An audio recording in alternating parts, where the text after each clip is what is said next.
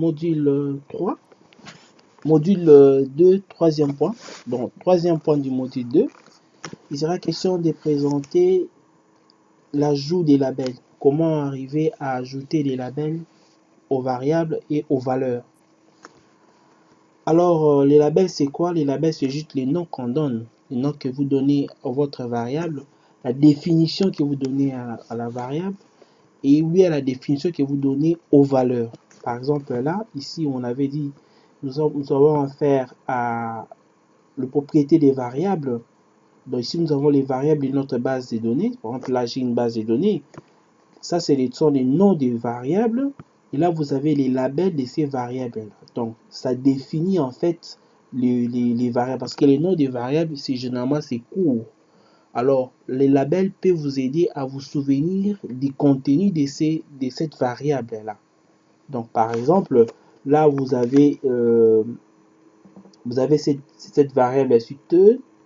Ici, ça spécifie en fait cette variable. Ça donne turn circle. OK? Donc, c'est ça en fait l'objectif des labels. Donc, nous mettons les labels pour se souvenir de la définition, bien du contenu de votre variable. Alors, vous pouvez aussi donner du contenu à certaines valeurs de la variable. Par exemple, ici, nous avons une variable qui est composée de 1, 0, 1, 0, 1, 0. On peut se dire, ben voilà, qu'est-ce que signifie 1, qu'est-ce que signifie 0? Quand la variable prend la valeur 0, ça renvoie à quoi? Quand la variable prend la valeur 1, ça renvoie à quoi? Alors là, il faut mettre des labels. Donc, on aura deux types de labels. On aura des labels par rapport aux variables, tels que nous avons vu ici. Ici sont des labels par rapport aux variables. Nous pouvons aussi avoir des labels par rapport aux valeurs. Par exemple, là, si je veux avoir des labels par rapport à définir qu'est-ce que signifie 0, qu'est-ce que signifie 1, qu'est-ce que signifie 0, qu'est-ce que signifie 1, ça seront des labels par rapport aux valeurs. Alors, sans plus tarder, nous commençons notre séance. Donc, nous avons chargé notre base de données. Vous pouvez prendre la base de données auto. Donc, vous mettez sus use auto, vous exécutez et vous avez la base de données auto. Alors, la première des choses, c'est de changer les noms des variables existantes. Vous avez les variables qui sont là, qui existent. Vous vous demandez où vous avez envie de changer les noms de ces variables. On avait déjà vu ça dans la première séance déjà. Il y a plusieurs possibilités, mais ici nous allons donner la possibilité avec les do files, les codes, la syntaxe pour faire ça. Donc vous allez recourir à la commande rename suivi de l'ancien nom de la variable et qui sera suivi du nouveau nom de la variable. Donc supposons que je vais changer les noms de ma variable ici headroom. Je commence par mettre rename headroom. Rename headroom. Après, ça va suivre les nouveaux noms que je vais donner à cette variable là. J'abrège ça hroom par exemple. Alors là, j'exécute. En exécutant, vous allez vous rendre compte que headroom n'existe plus, mais c'est remplacé par hroom. Donc directement, le nom a changé. Donc j'ai changé les noms de ma variable. Il y a aussi possibilité de changer les noms de plusieurs variables à la fois. Si vous voulez changer les noms de plusieurs variables à la fois, vous allez toujours recourir à la commande rename, mais cette fois-là, ou cette fois-ci, le nom des anciennes variables seront entre parenthèses et les noms des nouvelles variables seront aussi entre parenthèses. Donc vous mettez rename entre parenthèses des anciennes variables. Par exemple ici j'ai mis hroom, je vais changer ce nom aussi hroom à headroom. Donc j'ai mis hroom ici. Je vais aussi changer les t rank à rank carrément. Je vais enlever ces t là. Donc ceci, les t rank sera converti en rank et H-room sera converti à headroom. Là, j'ai mis les entre parenthèses. Je mets entre parenthèses les anciens noms et j'ai mis aussi entre parenthèses les nouveaux noms. Et j'exécute la commande. Alors, quand j'exécute la commande, vous allez vous rendre compte, voilà, nous avons de nouveau la variable headroom. Et nous avons de nouveau la variable rank carrément. Donc, les T là a disparu parce que j'ai changé les noms. Alors, vous avez aussi la possibilité de changer les majuscules en minuscules ou les minuscules en majuscules. Par exemple, là, les noms de nos variables sont en minuscules. Je peux changer ça en majuscules. Si vous voulez avoir ces noms en majuscules, vous pouvez les faire. Si je veux avoir tous les noms directement, je mets rename sous barre all et comme option, je prends lower. Là, je vais changer tous ces noms, les noms de toutes les variables ici. Je vais les convertir en minuscules. Là, les noms sont déjà en minuscules, ça ne change pas. Alors, je vais prendre, comme c'est en minuscule, je peux mettre ça en majuscule. Si je vais mettre en majuscule, je vais recourir à l'option upper. Donc là, je mets rename all sous barre all comme option upper. Je valide. Alors là, vous voyez, tous les noms de nos variables sont maintenant en majuscule. Je peux remettre ça en minuscule en changeant carrément l'option upper en option lower et je valide, je reviens au nom de variables minuscules. Alors, vous avez aussi la possibilité de changer les noms des variables en partant des préfixes, les débuts des noms. Changer les préfixes. Donc là, vous avez rename, l'ancien préfixe, suivi du nouveau préfixe. Alors, quand on met A étoile, cela veut dire que toutes les variables qui commencent par A. Et quand on met étoile A, c'est pour dire toutes les variables qui se terminent par A. Donc, si par exemple, je vais changer toutes les variables commençant par M en B, donc convertir des M, du début des noms des variables en B, je vais mettre rename M étoile et puis suivi des B étoiles. Quand je regarde ici, les variables qui commencent par M, il n'y en a que deux. J'ai make et j'ai mpg. Donc je vais changer les M là, les M du départ en B. Je vais recourir à la commande rename M étoile suivi des B étoiles pour dire que je change les noms, je change M, les préfixes M en préfixe P. Et j'exécute. Voilà, vous allez voir que make est devenu bake et c'était mpg est devenu bpg. Voilà. Alors, si je vais maintenant changer les labels de nos variables, on avait dit il y avait une option plus simple. Vous êtes là, vous cliquez sur la variable en question au niveau de l'environnement variable et vous venez ici pour changer les, vous voyez, ici dans les propriétés de la variable, les noms apparaissent, les labels aussi apparaissent. Vous avez la possibilité de changer et les noms de la variable et les noms du label de la variable à ce niveau, au niveau des propriétés de votre variable.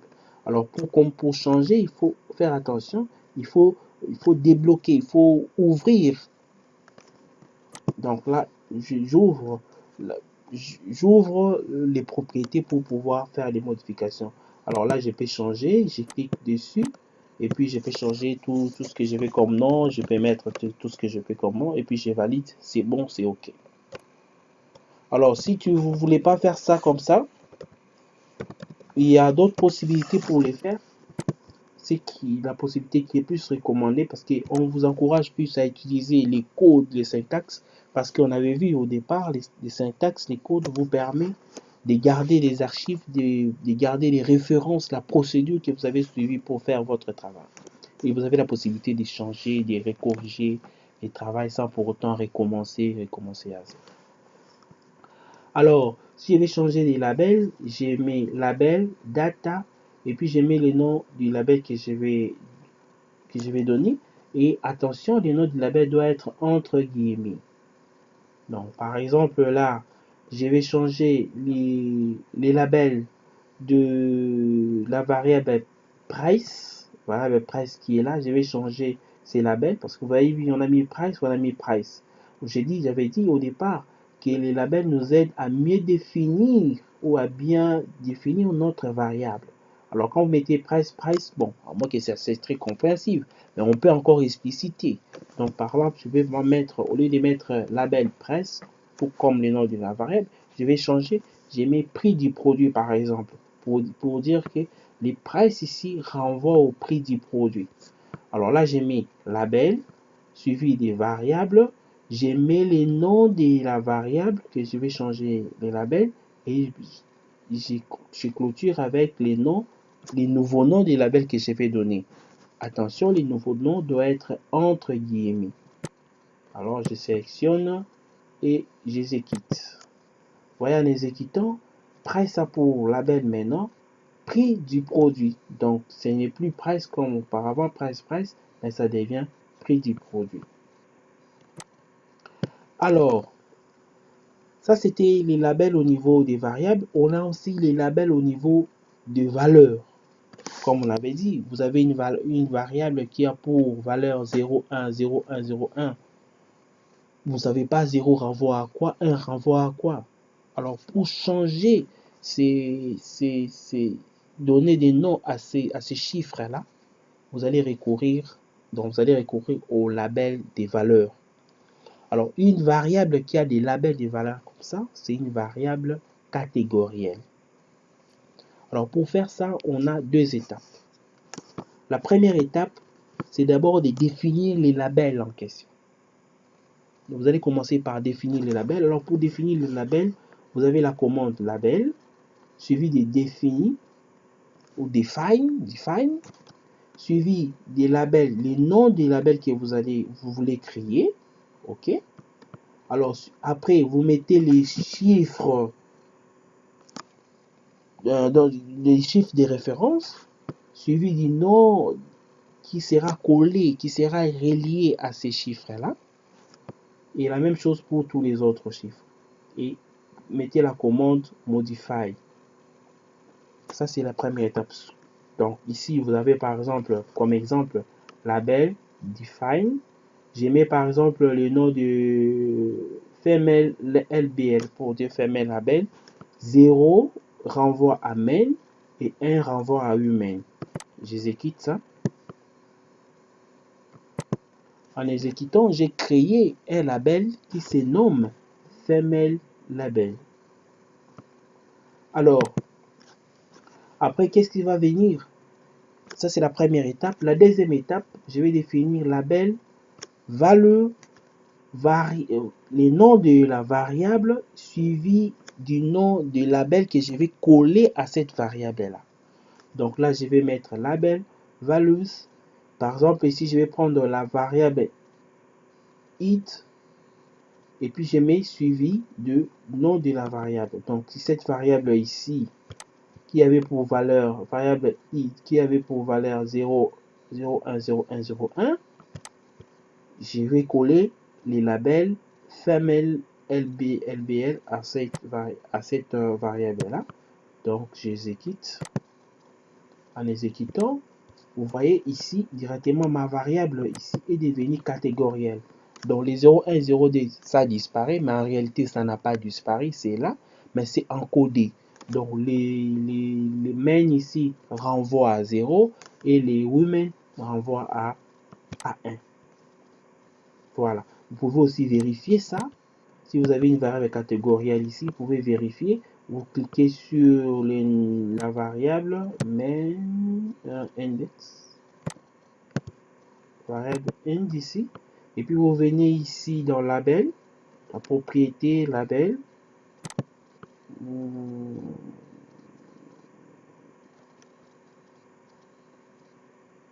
Ceci.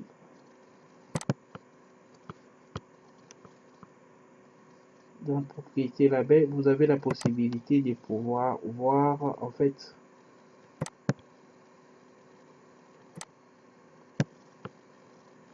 qu'est-ce que je fais, index, je vais pas sélectionner, je sélectionne ça.